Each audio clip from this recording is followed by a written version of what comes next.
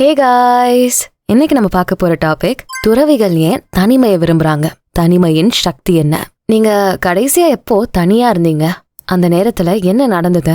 உங்க மனசு அமைதியா இருந்துச்சா, இல்ல ஏதாவது செய்யணும்னு தடபுடலா இருந்துச்சா? பெரும்பாலானவங்க தனிமனா பயப்படுறாங்க. ஆனா உலகம் முழுக்க இருக்க துறவிகள் தனிமையை தேடி போறாங்க. அது மட்டும் இல்ல, மாத கணக்குல தனியா இருந்து தியானம் பண்றாங்க. அவங்களுக்கு என்ன தெரியுது, நமக்கு என்ன தெரியல. இன்னைக்கு அத பத்தி பேசலாம். முதல்ல ஒரு விஷயத்த நம்ம தெளிவா புரிஞ்சுக்கணும். தனிமைங்கிறது வெறுமை இல்ல. தனிமைங்கிறது தனித்திருப்பதோட வழி இல்ல. அது ஒரு தேர்வு, அது ஒரு வாய்ப்பு. தனிமைங்கிறது வெளி உலக தூண்டுதல்ல இருந்து விலகி உள்ளுக்குள்ள ஆழமா சென்று சிந்திக்கணும்னு நீங்க வேணும்னே எடுத்த ஒரு முடிவு. நீங்க யாரும் இல்லாத இடத்துல இருந்தாலும் மனசு அமைதியா இருக்குன்னா அதான் தனிமை. 1000 பேருக்கு நடுவுல இருந்தாலும் மனசு வெறுமையா இருக்குன்னா அது வெறுமை. துறவிகள் இது நல்லா புரிஞ்சவங்க. அவங்க மலைகளுக்கு போறாங்க, குகைகளுக்கு போறாங்க, காடுகளுக்கு போறாங்க. ஏன்னா அவங்களுக்கு தெரியும், உண்மையான அமைதி வெளியில இல்ல, உள்ளுக்குள்ளதான் இருக்குன்னு. புத்தர் கண்டுபிடிச்ச ரகசியம் இருக்கு. இப்பத்துல இருந்து 2500 வருஷத்துக்கு முன்னாடி இளவரசரா இருந்த சித்தார்த்தா எல்லாத்தையும் விட்டுட்டு காடுகளுக்கு போனாரு. 6 வருஷம் தனிமையில இருந்து முதல்ல தன்னை புரிஞ்சுக்க முயற்சி பண்ணாரு. அந்த தனிமைதான் அவரை புத்தனா மாத்துச்சு. அவர் என்ன கண்டுபிடிச்சாரு? மனசோட உண்மையான இயல்ப, நம்ம எண்ணங்கள் எப்படி வேலை செய்யுதுன்னு கண்டுபிடிச்சாரு. நம்ம துன்பத்துக்கு காரணம் என்னன்னு கண்டுபிடிச்சாரு. இன்னைக்கும் புத்த துறவிகள் மழை காலத்துல மாத கணக்குல தனிமையில இருந்து தியானம் பண்றாங்க. அவங்க இந்த காலத்துல பேசாம மௌனமா வெளி உலகத்துக்கு எந்த தொடர்பும் இல்லாம இருப்பாங்க. ஏன்னா அவங்களுக்கு தெரியும், தனிமை ஞானம் அடைவதற்கான ஒரு வழின்னு. கிறிஸ்துவ ஆலயங்கள்ல இருக்கிற துறவிகளும் இதே மாதிரிதான். 6ஆம் நூற்றாண்டுல புனித பெனடிக்ட் என்பவரு ஒரு விதிமுறையை உருவாக்குனாரு. அதுல வேலை செய்யறது, ஜபம் செய்யறது, அமைதியான மௌனத்துல இருக்கிறது, இதெல்லாம் வழக்கமாவே மாறுச்சு. இன்னைக்கும் பல மடாலயங்கள்ல துறவிகள் நாள் முழுக்க பேசாமலே இருப்பாங்க. அவங்களோட உணவு நேரம் கூட மௌனத்திலே இருக்கும். அமெரிக்காவை சேர்ந்த தாமஸ் மர்டன் என்ற ஒரு துறவி ஒரு முக்கியமான விஷயத்த சொன்னாரு. தனிமைங்கிறது உலகத்துல இருந்து விலகி போறதில்ல, மாறா தன்னை ஆழமா அறிந்து கொண்டு மத்தவங்க மீது அதிக இரக்கம் கொள்வதற்கான ஒரு அடித்தளம்னு சொன்னாரு. நீங்க உங்களையே நல்லா அறியும் போதுதான் மத்தவங்களை நீங்க நல்லா புரிஞ்சுக்க முடியும். சரி, இந்த நவீன விஞ்ஞானம் இத பத்தி என்ன சொல்லுது? ஆராய்ச்சியாளர்கள் தனிமைங்கிறது செயல்திறனற்றது இல்ல விரும்பத்தகாதது அப்படிங்கிற கருத்தையை நிராகரிச்சிருக்காங்க.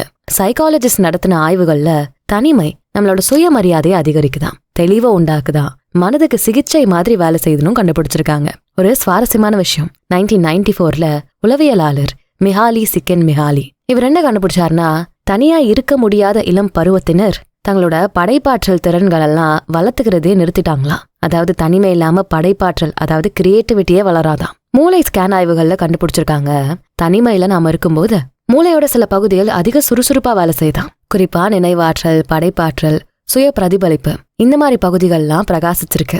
இதனாலதான் பல பெரிய சிந்தனையாளர்கள், எழுத்தாளர்கள், கலைஞர்கள் தனிமையே விரும்புறாங்க. ஐன்ஸ்டீன் தன்னோட பெரும்பாலான நேரத்தை தனியா தான் கழிச்சாரு.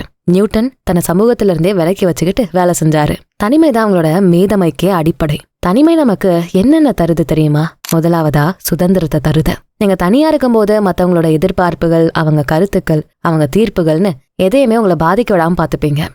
நீங்களா இருக்க முடியும். இது எவ்வளவு பெரிய விஷயம் இல்ல? 2வது விஷயம், சுய பரிசோதனை. வாழ்க்கையில நம்ம எங்க போறோம், என்ன தப்பு செஞ்சோம், என்ன சரியா செஞ்சோம்னு யோசிக்க நமக்கு நேரம் கிடைக்கும். வாழ்க்கையவே திட்டமிட்டு எந்த கதவை மூடணும், எந்த புதிய கதவை திறக்கணும்னு தெளிவா நீங்க முடிவெடுக்க முடியும். 3வது கவனம். இன்னைக்கு நம்ம எப்பவுமே ஏதோ ஒண்ணுல கவனம் செதறிட்டே இருக்கோம். மொபைல், டிவி, மக்கள், வேலை, நம்ம மனசு எப்பவுமே பலவிதமா அழுக்கப்படுது. தனிமையில இந்த கவன சிதறல் இல்ல. நீங்க ஒரு விஷயத்துல முழுசா கவனம் செலுத்த முடியும். இதனால உங்க வேலையோட தரமும் வேகமும் அதிகரிக்கும். அடுத்து 4வது உணர்வுகளை புரிஞ்சுக்கிறது. நம்ம எப்பவுமே ஓடிட்டே இருக்கோம். நம்மளோட உணர்வுகளை கூட சரியா உணர நம்ம மறந்துடுறோம். தனிமையில நாம நம்மளோட கோவம், சந்தோஷம், துக்கம், பயம் எல்லாத்தையும் நேரடியா உணர முடியும். இதெல்லாம் புரிஞ்சுக்கும் போது நாம மேலும் சிறந்தவராக முயற்சி அடைவோம். சோ தனிமையை எப்படி பயன்படுத்துறது? துறவிகள் மாதிரி எல்லாத்தையும் விட்டுட்டு காட்டுக்கு போகணும்னு இல்ல. உங்க அன்றாட வாழ்க்கையிலேயே நீங்க தனிமையை அனுபவிக்க முடியும். காலையில எழுந்ததும் 10 நிமிஷம் மௌனமா உட்காருங்க. மொபைல் பார்க்காதீங்க, யாரோடையும் பேசாதீங்க. உங்க சுவாசத்தை மட்டும் கவனிங்க. உங்க எண்ணங்களை பாருங்க, அதுல தலையிட வேண்டாம், வெறும் கவனிச்சா மட்டும் போதும். இந்த 10 நிமிஷம் உங்க நாள் முழுசும் நல்ல தாக்கத்தை ஏற்படுத்தும். வாரத்துக்கு ஒரு நாள் எதுவும் பண்ணாம இருங்க. படம் பார்க்காதீங்க, பாட்டு கேட்காதீங்க, மொபைல்ல தொடாதீங்க. வெறும் நீங்களும் உங்க எண்ணங்களும் மட்டும். ஆரம்பத்துல அசௌகரியமா அது இருக்கும். உங்க மனசு எதையாவது செய்யணும்னு துடிக்கும். ஆனா பொறுமையா இருங்க. சில வாரங்கள் கழிச்சு இந்த நேரம் உங்களுக்கு மிக அவசியமான, முக்கியமான, மதிப்புமிக்க நேரமா மாறும். அது அமைதி உங்களுக்கு மிகப்பெரிய பரிசா மாறும். தினமும் நடக்க போங்க, ஆனா தனியா, யாரோடையும் பேசாம இயற்கையோட ஒன்றி நடங்க. மரங்களை பாருங்க, பறவைகளை பாருங்க, காத்து உங்க முகத்துல தட்டுறத உணருங்க. இது ஒரு நடமாடும் தியானம். உங்க உடம்பும் மனசும் ஒன்னா இணையும் நேரம் இது. தனிமை அப்புறம் வெறுமையின் வலி, இது ரெண்டுத்தையும் நீங்க வேறுபடுத்தணும். நீங்க நீண்ட காலமா மனசு வெறுமையா மனசோர்வோட இருந்தா அது ரொம்ப ஆபத்தானது. உடனே யாரு கூடயாவது பேசுங்க, ஒரு நிபுணரை சந்திங்க. தனிமைங்கிறது உங்களோட தேர்வா இருக்கணும், உங்களுக்கு அமைஞ்சதா இருக்கக்கூடாது. அண்ட் அது ஒரு கட்டாயமாவும் இருக்கக்கூடாது. நீங்க விருப்பப்படும் போது மட்டும் தனியா இருங்க, விரும்பும் போது மக்களோட சேருங்க.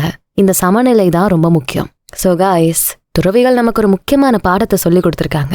நம்மளோட மகிழ்ச்சி, அமைதி, ஞானம் எல்லாமே உங்களுக்குள்ளதான் இருக்கு. வெளியில நம்ம இதை எவ்வளவு தேடினாலும் எல்லாமே தற்காலிகம்தான். ஆனா உள்ளுக்குள்ள நாம கண்டுபிடிக்கிறது தான் நிரந்தரம். தனிமைங்கிறது பயப்படுற விஷயம்லாம் இல்ல, அது ஒரு பரிசு, அது ஒரு வாய்ப்பு. உங்களை நீங்களே சந்திக்க, உங்களை நீங்களே புரிஞ்சுக்க, உங்களை நீங்களே நேசிக்க ஒரு வாய்ப்பு. சோ இன்னைக்கே ஆரம்பிங்க. சின்ன சின்ன தனிமை நேரங்களை உங்க வாழ்க்கையில சேருங்க. நீங்க உங்களை மறந்துட்டு இருக்கீங்களோ இல்லையோ, தனிமை உங்களை உங்களுக்கே அறிமுகப்படுத்தும். அந்த பயணம் வாழ்நாள் முழுக்க பயனளிக்கும். எல்லாருக்கும் ஒரு தனிமையான, அமைதியான, அழகான வாழ்க்கை கிடைக்கட்டும். இந்த வீடியோ உங்களுக்கு பிடிச்சிருந்தா இந்த பெஸ்டான கான்டென்ட்டை நாங்க கொண்டு வர்றதுக்கு நிறைய டைம் எடுத்து ரிசர்ச் பண்றோம், எஃபோர்ட் போடுறோம். எங்களோட இந்த ஆடியோஸை நீங்க என்ஜாய் பண்றீங்க, உங்களுக்கு ரொம்ப பயனுள்ளதா இருக்குன்னா உங்களோட சப்போர்ட் கண்டிப்பா எங்களுக்கு வேணும். உங்களோட என்கரேஜ்மெண்ட் இருந்தா எங்களுக்கு ரொம்பவே பயனுள்ளதா இருக்கும். சோ எங்களோட யூடியூப் மெம்பர்ஷிப் குரூப்ல ஜாயின் பண்ணிக்கோங்க. இதனால உங்க சப்போர்ட் கண்டிப்பா எங்களுக்கு இருக்கும். பிளஸ் உங்களுக்கு நாங்க பண்ற கான்டென்ட்ஸ் ரொம்ப பிடிச்சிருக்கணும் எங்களுக்கு புரியும். நாங்களும் இன்னும் சூப்பரான கான்டென்ட்ஸை கொடுக்க ஆரம்பிப்போம். சோ உடனே நம்ம யூடியூப் மெம்பர்ஷிப் குரூப்ல ஜாயின் பண்ணிக்கோங்க. இதுக்கு ஒரு லைக்கை போட்டுட்டு உங்க ஃப்ரெண்ட்ஸ் அண்ட் ஃபேமிலிக்கு ஷேர் பண்ணுங்க. நம்ம channels Beyond Ordinary and Body and Soul Tamil ரெண்டுத்துக்கும் சப்ஸ்கிரைப் பண்ணிட்டு பெல் ஐக்கானை அழுத்திருங்க. நான் உங்களை அடுத்த வீடியோல பாக்குறேன். நன்றி.